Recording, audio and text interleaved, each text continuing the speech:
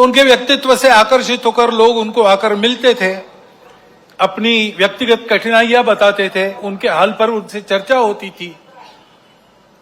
इसी का आगे एक सत्संग आंदोलन बन गया और 1925 में उस आंदोलन का भी विधिवत पंजीयन हुआ। उस आंदोलन का मुख्यालय आजकल देवघर में है। उनकी भी शताब्दी इस वर्ष 2025 में चलेगी और हम जानते हैं भगवान बिरसा मुंडा के जन्म के 150 वर्ष हो गए। विदेशी वर्चस्व के विरुद्ध, शोषण के विरुद्ध वनवासी समाज में, आदिवासी समाज में बहुत जागृति जिन्होंने की, केवल भाषण देकर नहीं, अपने जीवन को यज्ञ में अर्पण कर दिया और ऐसा उपदेश दिया और ऐसा आचरण हमारे सामने रखा कि हमारे जनजातीय बंधुओं के अस्मिता को, अस्तित्व को स्वतंत्र भारत में सशक्त होकर अपने योगदान करने को एक पुष्ट वैचारिक और व्यावहारिक आधार उसके कारण प्राप्त हुआ। उनका भी 150वां जन्म जयंती का वर्ष चल रहा है। स्मरण करने का कारण ऐसा है कि ये लोग हमारे सामने मूर्तिमंत उदाहरण है जैसा हमको होना चाहिए। व्यक्तिगत और राष्ट्रीय चारित्र्य इन्होंने जो किया उसका हमको लाभ हो रहा है, ये बात अलग है, परंतु वो लोग कैसे थे, अलग अलग समय में, अलग अलग कार्य क्षेत्रों में उन्होंने काम किया, परंतु सबकी समान बातें कुछ थी। इन सब लोगों ने प्रामाणिकता से, निस्वार्थ बुद्धि से देश हित में, समाज हित में, संस्कृति और धर्म के हित में ही काम किया, अपने लिए कुछ नहीं रखा। निस्पृहता उनका गुण था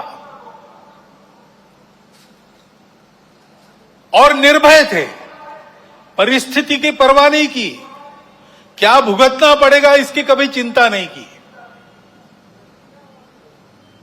संघर्ष का कर्तव्य उपस्थित हुआ तो पूरे जोर से संघर्ष किया, उसमें आवश्यक जो कठोरता आवश्यक है उस कठोरता का भी वर्ण किया, लेकिन ऐसा होने के बाद भी वो किसी के द्वेष्टा नहीं बने। उन्होंने अपने मन में किसी के प्रति कोई शत्रुता नहीं रखी, सबके प्रति निर्वैर भाव से अपना कर्तव्य वो करते थे और इसलिए उज्ज्वलशील संपन्न उनका यह जीवन सज्जनों के लिए आधार बना, दुर्जनों को उनके कर्तृत्व की धाक बनी।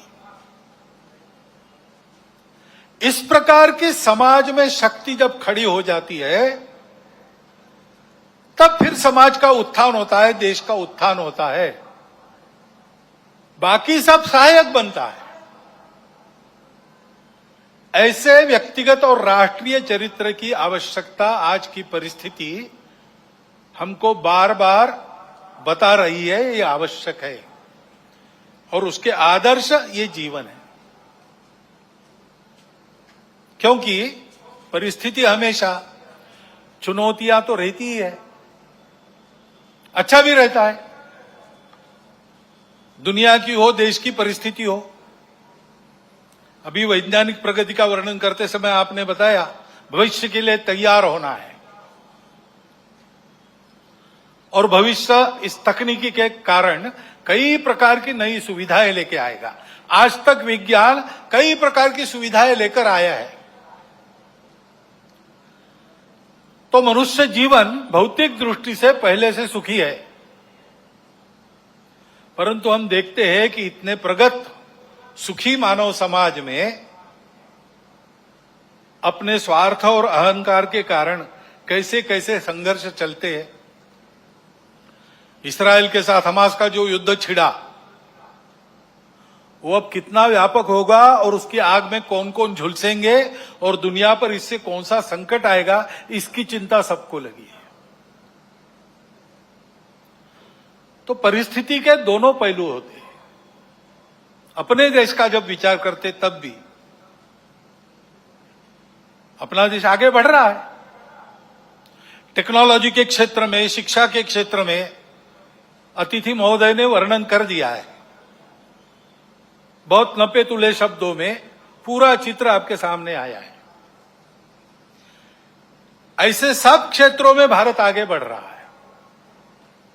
समाज की समझदारी भी धीरे धीरे बन रही है।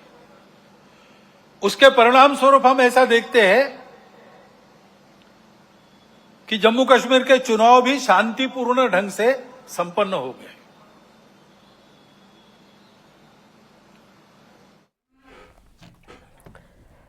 विजयदशमी के मौके पर महाराष्ट्र के नागपुर में आरएसएस ने विशेष शस्त्र पूजन किया है और इस मौके पर आरएसएस प्रमुख मोहन भागवत ने शस्त्र पूजन किया, जो कि हमने आपको दिखाया।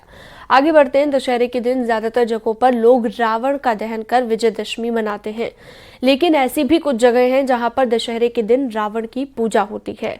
शाहजहांपुर की अगर बात करें तो दशहरे के दिन रावण दहन से पहले लोग रावण की पूजा करते हैं। रावण भगवान शिव का भक्त और काफी विद्वान था। इसी के चलते शाहजहांपुर में पिछले 50 सालों से लगातार रावण के पुतले बनते ही लोग सुबह से पूजा करने आ जाते हैं।